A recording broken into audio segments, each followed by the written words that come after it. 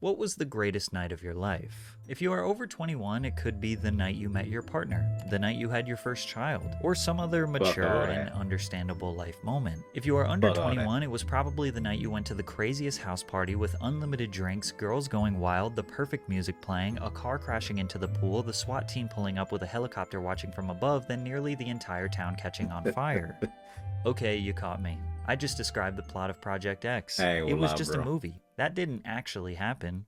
Except it did. The story of how life imitates Hollywood with disastrous results. It's a wildly popular movie about an out-of-control teen party full of boozing, drugs, and big-ticket destruction. The movie characters get away with just a hangover, but for real-life teens copying these parties this spring break, the consequences are far more serious. After the movie, they used to call them Project X parties. They used to make, I remember these parties. I remember people throwing these. Project X released, it inspired chaos all around the world, leading to some of the most out of control and occasionally deadly parties. Still to this day, young people attempt to live this fantasy by throwing Project X parties. I ain't gonna lie, bro.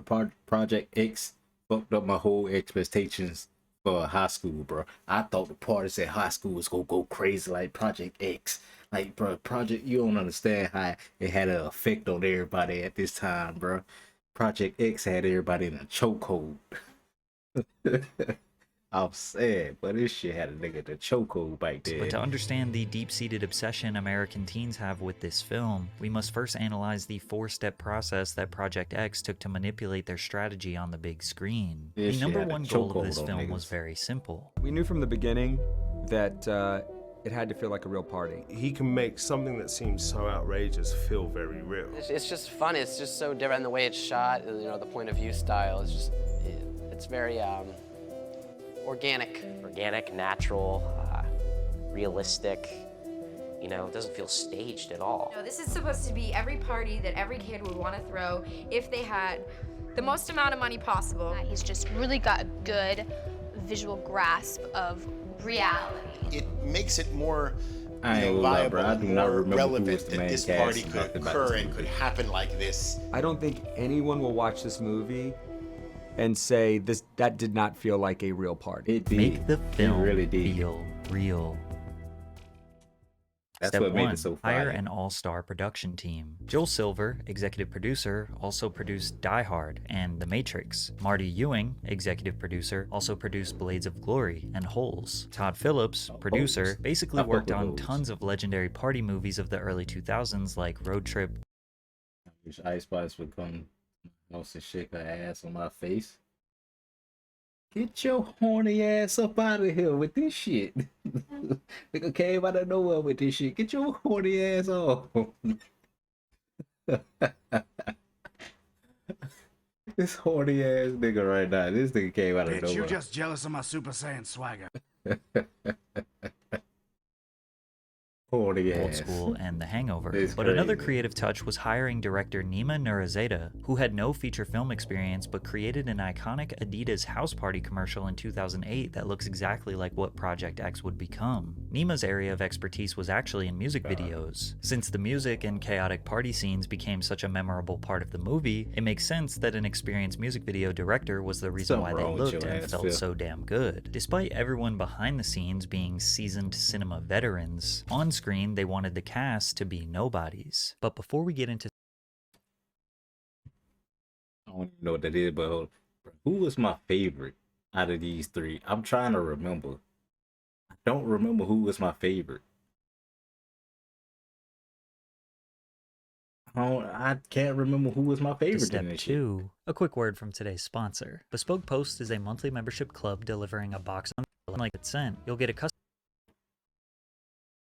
Nigga, don't you ever try me like that. customized selection of products picked for you. Swap out products, or 3, skip carnivore. Easter meat lemon comes with coffee, and Banner dark whole bean coffee. Now I drink coffee every single morning, so this box is perfect for me.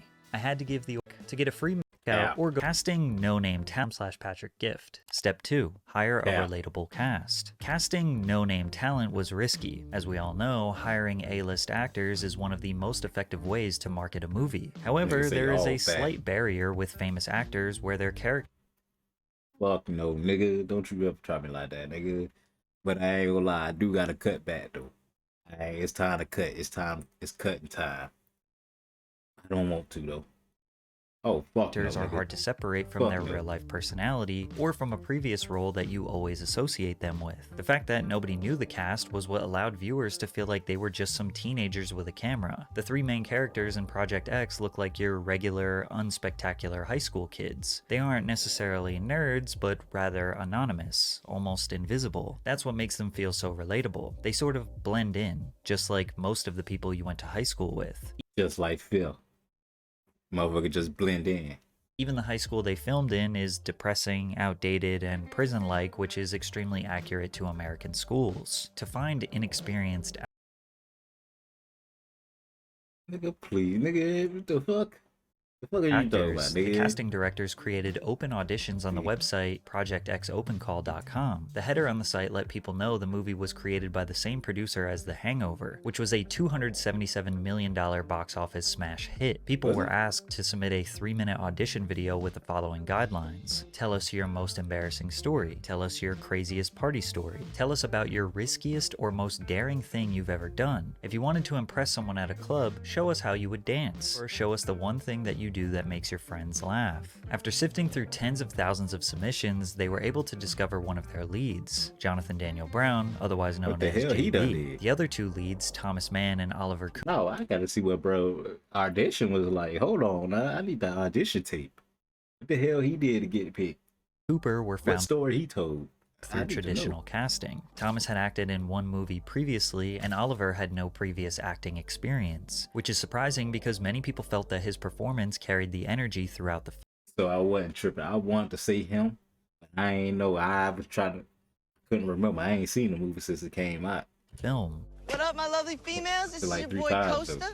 your host for the evening. Behind me is Thomas Cub's house. Today is Thomas Cub's birthday, and this is Project X. It's also worth mentioning that the trio does kind of resemble the cast of Superbad, not just the way they looked, but even their characteristics. This was likely intentional as well. As mentioned before, these actors were no names in Hollywood, so casting people that looked or felt like the Superbad crew, which was made just a few years before and already secured a legacy as one of the most accurate. 2007, bro. Didn't Project X Asian Bunny on Twitch? Let's see. Nope. I just look it up on my phone, nigga. Gotta see what you trying to lead me into.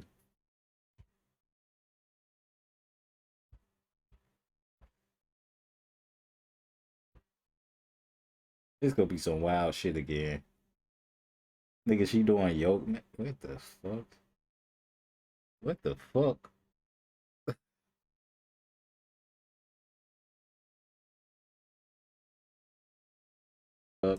Accurate depictions of high school Americans in cinema was definitely a big brain decision. Yeah, Phil, you was watching that shit. You be watching her. Let's be real. You subbed. Let's be real. You subbed, Phil. You subbed, though. Did you? Let's be real now. Tell me the truth. Tell me the truth now. You show. Even if you got gifted a sub, somebody gifted you a sub. That's what happened.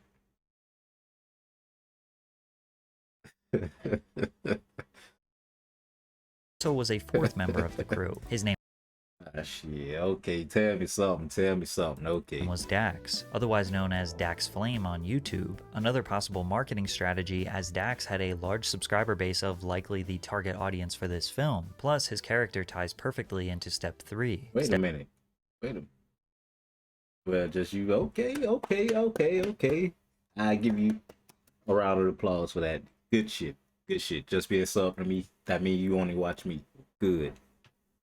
But I ain't know bro had a YouTube Step channel. 3. Film like an amateur. Dax was the man behind the camera. In the beginning of the movie, you learn that he is filming a home video of this party they're throwing for Thomas's birthday. So when you see shaky transitions between scenes or characters not...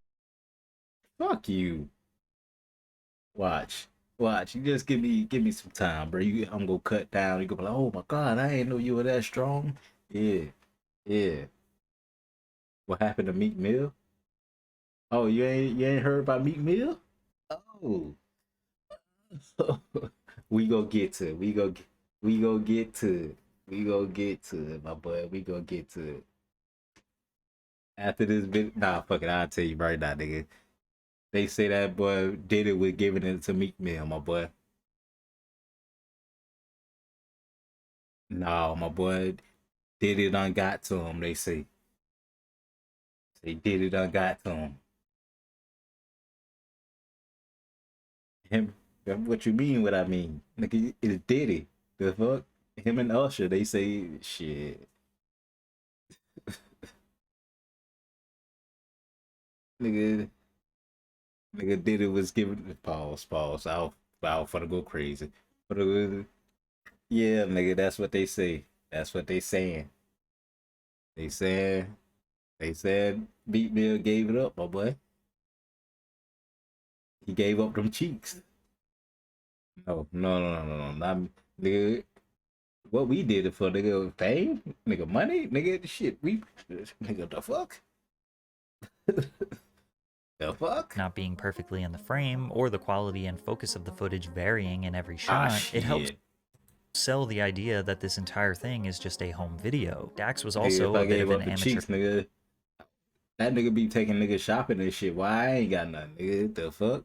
But I just gave it up for nothing? It's filmmaker crazy. in real life, adding another layer of authenticity. This film style is commonly referred to as found footage, which created perhaps the most realistic component of all. Some of the footage that made it into the film was just one of the random extras holding a phone and filming what was going on. The production crew passed out camera phones, Blackberries, and handycams to the partygoers. Their vision being if a party this wild actually happened, many of the attendees would pull out their phones and film the chaos. The production crew thought it would be extremely difficult to manage this many extras. With 200 to 500 people showing up daily, how would they track the phones? How would they make sure the same people are coming back every night? But they saw the opposite result. The extras were extremely cooperative and didn't even want to leave. Keep in mind, this movie was filmed for 25 nights in a row, and they didn't just stage a party. They were partying. There technically was no downtime. While the production team was organizing the next scene, they still had a DJ playing music. People were dancing, swimming in the pool for 25 days. Again, some of 25, a whole month straight. They threw a party for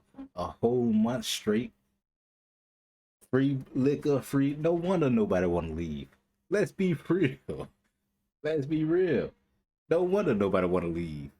of the footage you see in the film wasn't even staged. It was just the extras filming themselves actually partying. And what is a party without the music? Step 4. Create the perfect soundtrack. Oh yeah, for sure. The first song you hear in the movie is Some of them doors were definitely locked, for sure. Want Some Party by Two Live Crew. Does it get any more lit than that? This film is jam-packed full of music. It basically never stops because, well, when does music ever stop at a party? The music supervisor hired for this film was Gabe Hilfer, who creates soundtracks on roughly 5 to 7 major films every year. He's an expert, so when they told him the goal was to make it realistic, he executed perfectly. When he was asked about his vision for the soundtrack, he mentioned 2 major goals. One was to keep it authentic and make it feel like what these kids might really be listening to. And then 2 was to escalate the party and get into the heads of the kids and bridge the gaps between what they're listening to and the emotional feelings you're looking to have the audience feel as well. However, it's not exactly a versatile soundtrack. It's mostly hip-hop bangers that were released in the early 2010s like Trouble on My Mind by Pusha T and Blow Up by J. Cole. Damn, I don't remember Pusha T song. Mixed in with classics like The Next Episode by Dre and Snoop, as well as Nasty by Nas. But there are 2 EDM remixes that have been cemented in history as the songs of Project X. Any party that existed after this film was released would not be complete if these 2 songs were not played. Pursuit of Happiness, the Steve Aoki remix, and Heads Will Roll, the A-Track remix. These songs were strategically placed at a moment where the producers wanted to fully immerse the viewer into the climax of the night. At these moments, the plot doesn't matter. There is no dialogue. You're basically just watching a music video. These songs would go on to represent when your They was definitely doing real drugs. buzz is perfect, or your high is in the manageable sweet spot. The Heads Will Roll remix helped put DJ and producer A-Track in the spotlight. He immediately started booking larger venues and tours. Funny enough, he never made any money from the song. That Project X money must have stayed from. Oh no, I make nothing on Heads Will Roll. That's a flat fee, remix fee. I got paid a very small amount in 2009. You know how many shows? 2009. Exactly. Oh yeah. Exactly. I mean, it would be nice because I heard it's triple platinum. After this calculated 4-step process, making this film feel as real as possible, it released in March of 2012 and was a certified smash hit, grossing It was a hit, I ain't gonna lie. $100 million worldwide. Critics pretty much universally hated the movie, with publications like NPR calling it a nasty, nasty piece of work. However, yeah. I'm gonna come and sit right on the table.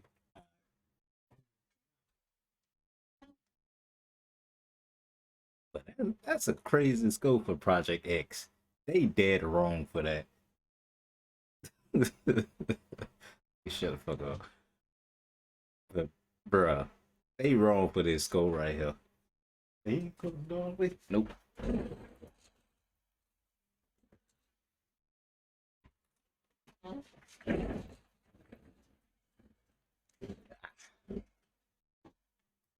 with publications like NPR calling it a nasty, nasty piece of work. However, It's there was crazy. a point brought up by many critics that was definitely true, and they kind of predicted the future. Todd McCarthy from The Hollywood Reporter wrote, Nigga, I "The love wrap-up that does movie. not spare the boys, and Thomas in particular, of life-changing consequences for their delinquency, but a certain self-justifying feel-good impulse compels the filmmakers to imply that, even if they do nothing further of note in their lives, they'll always have this." And Patrick Gamble from Cineview had a very similar opinion. What's most repugnant about Project X is its utter lack of moral consciousness, with the overriding message being that such disregard for property and community deserves little more than a slap on the wrist. At first glance, these reviews come off as old people yelling at teenagers for having fun, but they are accurate here. After the SWAT team comes in, the town catches on fire, and everyone escapes the party running for their lives, the trio get abundant news coverage, become legends at their high school, resulting in a standing ovation from classmates. Thomas is still able to get the girl that loves him, and they showed just a quick still of the consequences he faced, which were disturbing the peace, contributing to the delinquency of minors, and inciting a riot. Despite this, Costa is invited onto the news to promote his next party. Would you like to apologize? I got a better idea. How about I invite you to my next party? What? Yeah, you heard me, sugar. So is it crazy to think that a movie depicting in the most realistic way possible an epic party where the host ends up as a legend who gets the girl and a little slap on the wrist would inspire teenagers all around the world to do the same thing? If you said no, it's just a movie and everyone knows it's fake, you'd be wrong. It didn't happen once, not twice, but so many times I can't even tell you about all of them in this video. But here are some of the craziest ones. Now, it's been widely speculated that Project X is inspired by an infamous party thrown by 16-year-old Australian Corey Worthington, but this speculation has actually been denied by the producers and cast. Because it's based on real people, like that Aussie guy, that Corey Worthington. Not really. I mean, it's kind of. No, this This really. was. I mean, This is different. On January 12th, I ain't never 2008, even Corey heard of it. Worthington learned his parents were going on vacation to celebrate the new year, so he hatched a plan to throw a party while he had the house to himself. Corey and his friends I started ain't to gonna advertise. lie. Them glasses is from 2008, bro. Like, even if he ain't said in a year, I would have been able to guess this. I'm gonna be real. So he hatched a plan to throw a party while he That had the whole house to fit. himself. Corey and his friends started to advertise the party on their MySpace and Facebook when the word spread like wildfire. The party was meant to be a small gathering, but soon turned into a full-blown rager. More than 500 people showed up, and the crowd was so large the party spilled out into the street. The crowd got out of control, and people started to Cap. I was about to say, my cousins that threw a party like that 50 times. More than 500 people for sure.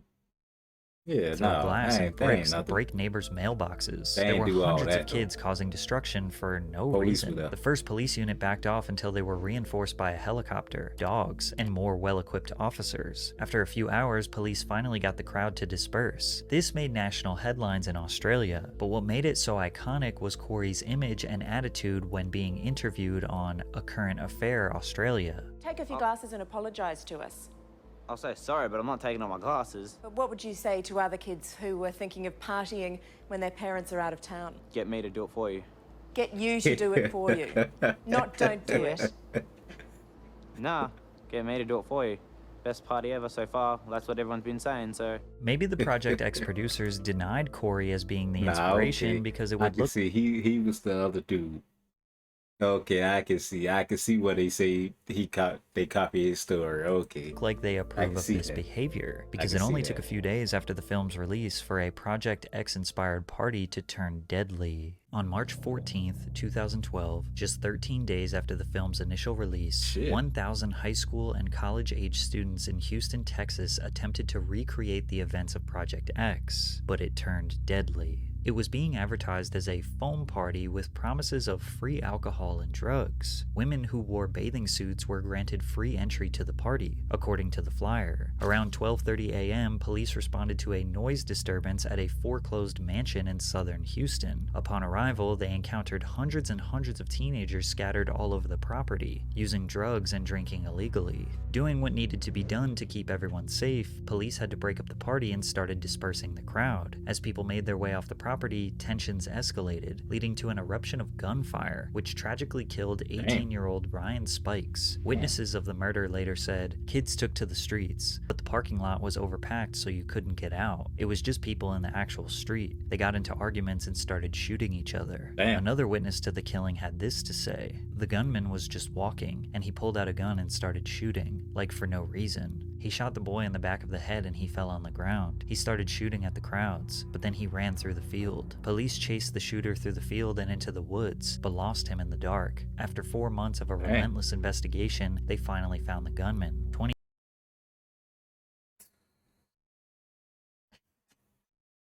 22-year-old John Gibbs was arrested and charged with. They finally found the gunman. 22-year-old John Gibbs. Oh, okay. I thought they said 32. I would say, what the fuck are you doing at that party?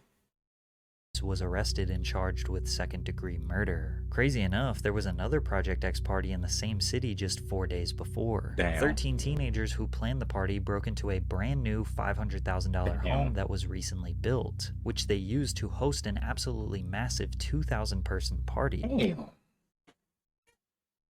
Damn, 2,000? Damn. I know they had charged, man. Come on now, you charged it, though, boy. You made a killing, boy. Come on now, tell me they charged at the door. Come on now. During the party, the insane crowd broke nearly every window. But think about all that money you could have made if you charged them niggas. Put holes in almost every wall, ripped doors completely off the hinges, and left empty bottles of liquor everywhere. Among the bottles, sheetrock was across the floor mixed with the glass. All of this destruction managed to cause a grand total of $100,000 in damages. See, I'll put it, say, probably the best party is probably like Burning Man or whatever the hell it is. But they say Burning Man ain't as fun no more because all the celebrities do it. But yeah, that's probably like the best party because, well, nah, they said they leave shit there too. So, but you can't go too crazy. All you can do is lit on the ground and leave. But well, somebody got to pick that shit up. Hold up, you go put nigga. The building owner compared it to being hit by a tornado. What's mostly crazy about this particular party is that the host may have gotten away with it if it wasn't for a private investigator named... He would have got away with it if it wasn't for the meddling kids. It's crazy. Somebody would have got away with Mark Stevens. Mark Stevens was hired by the builder of the home that was destroyed to investigate who threw the damaging party. When asked about the incident, he said, "Look at what happened here. The parallels are just uncanny. It was a copycat. They did everything they saw in the movie." The day after the party, Mark came back to the home to investigate. And they drove a car into the pool? At the time, Mark noticed another empty mansion down the street was having a party. Suspecting it was the same host, Mark called the police, and the group of 13 responsible for setting up the original party were taken into custody. When they asked why they did it, they simply said Project X. But bro, everybody was calling their parties Project X back then, bro. Like, that's how much impact this movie had on people, bro. They were calling parties Project X type shit. On the exact same night chaos ensued in Houston, Calgary, Canada nearly witnessed the same disaster. Calgary high schooler Hunter Mills tweeted that Project Chris, a Project X-style party, would be hosted at his buddy Chris Morey's house. Hashtag Project Chris went viral on Twitter, trending in Australia, Asia, and the Middle East. Luckily, the party was called off due to an overwhelming amount of interest, but it actually ended up getting moved to a new location, a bar. And eventually about 200 people showed up to this bar, but the venue had to close for the night because they couldn't handle the overwhelming amount of people. But while being interviewed on the local news, Hunter Mills showed up in a custom t-shirt with the hashtag Project Chris printed on the front. This was not the last time. That booth, and he can't even throw a real party. Why is we talking about, bro? Bro can't even throw a real party. He getting a trophy for the attempt. You threw an attempt party, my boy. Like, what you doing? He attempted a party. Nigga, shut the fuck up. But yeah, he threw an attempt party. Why is we giving this man props right now? Time a hashtag would lead to a party's downfall. Hashtag Ross Morgan Rager blew up on Twitter in May of 2012 after a student from Nigga, I don't even have birthday parties. The fuck?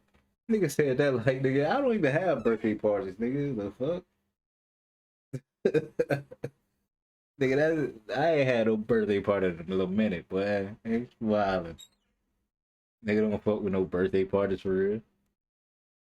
Allegheny High School in Pittsburgh was planning to throw a party. His buddies tweeted the hashtag Ross Morgan Rager, and within hours it was trending internationally. Word spread throughout the entire city within hours, and every kid in Pittsburgh was planning on attending the party. In the following days, high school teachers were ordered to read this email aloud to their classes. Bottom line, there is no party at Ross's house. The local police are aware of the rumor. Ross's parents are aware of the rumor. Every effort via Twitter has and continues to be made to expose the rumor as a hoax. Ross Morgan and his parents had to vacate their house for the weekend, and they even had to hire an off-duty police officer to watch the house while they were gone. But Ross secured his legacy when he went on the local news to praise his classmates. What it has done for the school is truly amazing. Everyone now is now friends, which what we thought wouldn't happen with less than 20 days left of our senior year. It has brought us all together. I'm sure by now you're noticing a trend of all these parties following the same exact plot as the movie. Someone wants to throw a party and their buddy spreads the word via text or social media. Then it gets out of hand. But the key part is getting on the local news afterwards, just like the movie, to certify your legacy. However, for this Utah teen, her interview on the news wasn't celebratory because her party led to 5 people being gunned down. In March of 2012, 16-year-old Destiny McCubbin's parents were going out of town and she decided to take the opportunity to host a party. She was quoted saying she wanted the party to be like Project X. The North Salt Lake City, Utah teen said goodbye to her parents on Friday night and she invited around 50 people to her house. Then 170 showed up. Neighbors complained, but only asking her to keep the noise down. Little did Destiny know members of the Norteños gang showed up at her party. Their rivals, the Eastside Longos, heard the Norteños were at the party and decided to confront them. Destiny tried her best to prevent the situation from escalating,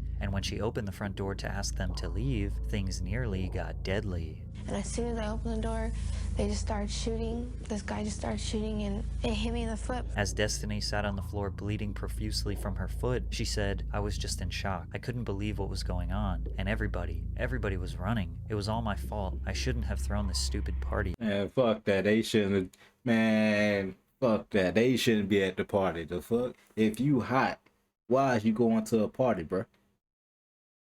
Like, on some real shit. Like, if you hot in the streets and all that, bro, why is you outside? Why is you outside, bro? You fucking it up for everybody else, bro. Selfish. Just selfish, you hear me? You're fucking it up for everybody else. Cause you hot. Like, come on, bro. That's so aggravating, bro. So what? Shit. Oh, it's pussy that them boys had. Okay, like, first off, we don't even know who died. It's the niggas that was starting the problems died. Shit, I ain't got no problem then. If the niggas that was starting the problems died, I ain't got no problem. But if it's the other people that were just at the party, nigga, then I got a problem with that. I ain't gonna lie to you. Cause that's some whole shit. I just went to the party to have a good time, but niggas started shooting. Like, come on, bro. That's bullshit. I ain't got nothing to do with it. But I get shot is crazy. 3 of the victims were treated at the hospital and released shortly afterwards, but a 4th person was more seriously injured. Evan Ward, a 19-year-old, was shot in the throat but miraculously survived. A month later, Clearfield City Police announced that they had arrested 2 shooters. Damn, so they ain't even say none of the niggas that was in the gang got shot. That's crazy, Mark bro. Anthony Pisana, a Norteños gang member, and a 15-year-old boy who was a Eastside Longos gang member. However, Hold on. They ain't saying this nigga 15, is it? They saying this nigga 15? God damn, this nigga had a hard 15. God damn. Ain't no way, bro. They trying to say, bro, 15.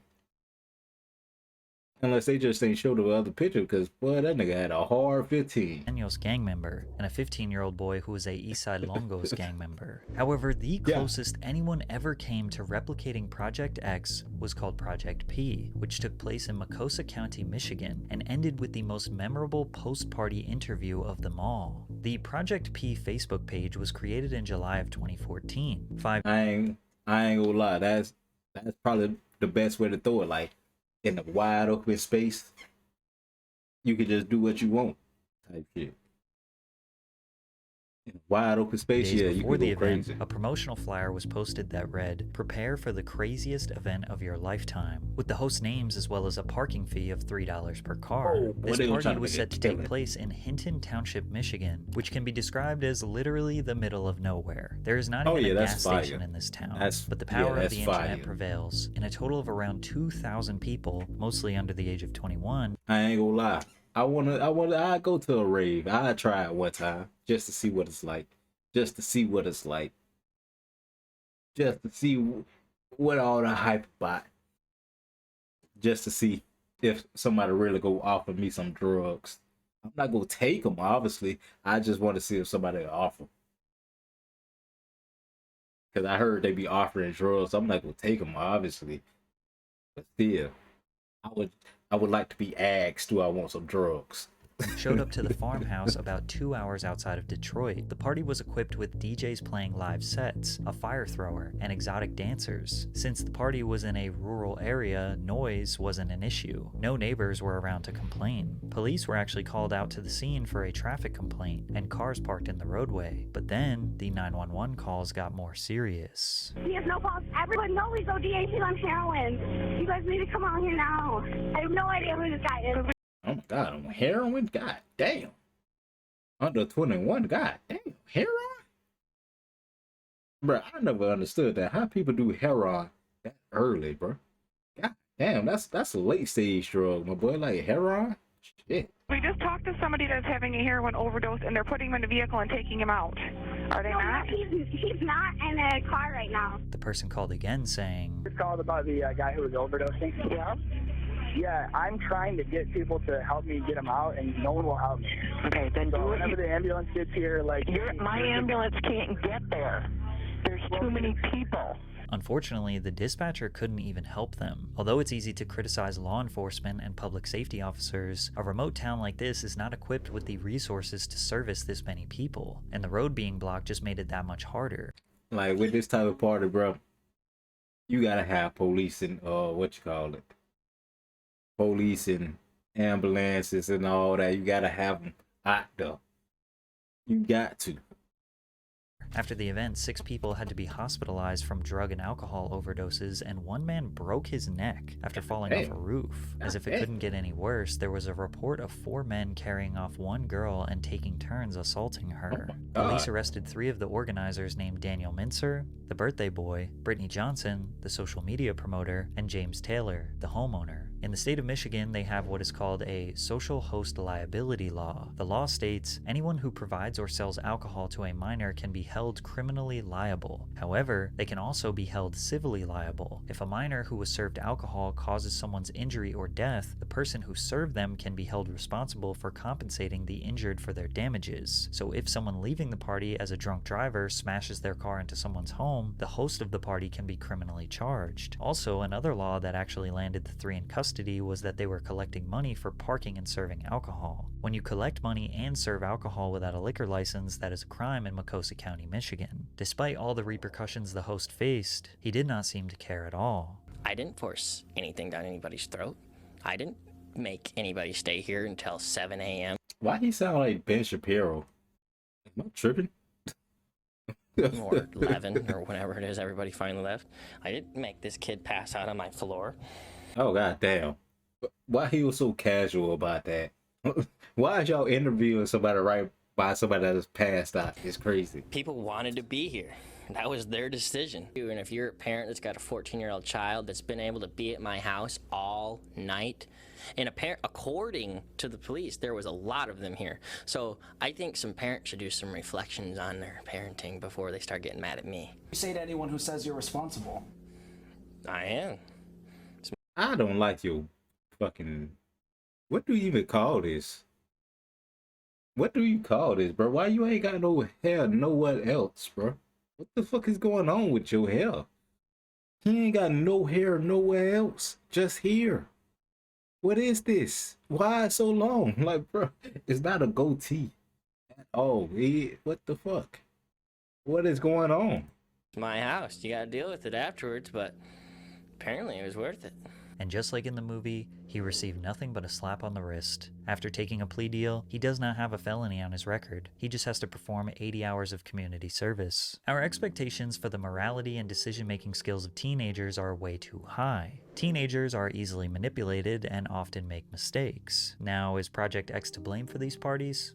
Probably. But the media outlets are just as guilty. These news outlets spend all of their time comparing the parties to the movies and love pointing their moral superiority finger at the kids. But clearly they never finished watching the film, because they still fell into the trap of inviting the teenage host onto the news. And the reason they invite the host on is because they need to. They profit off delinquency, crime, and hide it under the guise of it being news. But in reality, they want this stuff to happen so they can boost their ratings and make money. These kids throwing these parties are clearly not trying to hurt anyone, nor are they trying to cause chaos. They were just trying to have a good time. Trying to get some, if they got some pussy after, that's all they'll try to do. Just have a good time and get some pussy after. That's chaos. But their dumb teenage brain told them that this will make them a legend. And for a lot of them, it kind of worked, because their post-party interview on the local news cements them in history as one of the most epic party throwers of all time. This movie even inspired me to make a Project X style song and music video. It's called Party Crasher, so go check out the video and let me know what you think.